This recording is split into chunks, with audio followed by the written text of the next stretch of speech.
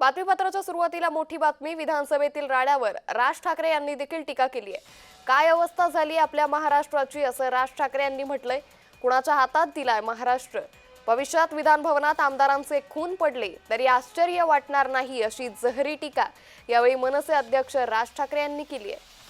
त्यामुळे राज ठाकरे यांनी आता या राड्यावरती आपली प्रतिक्रिया दिल्याचं पाहायला मिळतंय. भविष्यात विधान भवनात आमदारांचे खून जरी पडले तरी आश्चर्य वाटणार नाही, अशा कठोर शब्दात यावेळी राज ठाकरे यांनी या सगळ्या घटनेचा निषेध व्यक्त केलाय.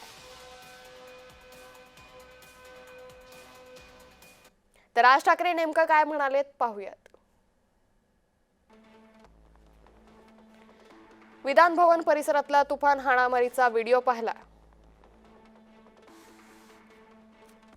काय अवस्था झाली आपल्या महाराष्ट्राची. सत्ता हे साधन असावं, साध्य नाही याचा विसर पडलाय. वाटेल त्या लोकांना पक्षात घ्यायचं, ज्येष्ठ नेत्यांवर गलिच्छ शेरेबाजी करण्यासाठी त्यांचा वापर करायचा. हा भंपकपणा आता तरी लक्षात आला असेल असं मी मानतो.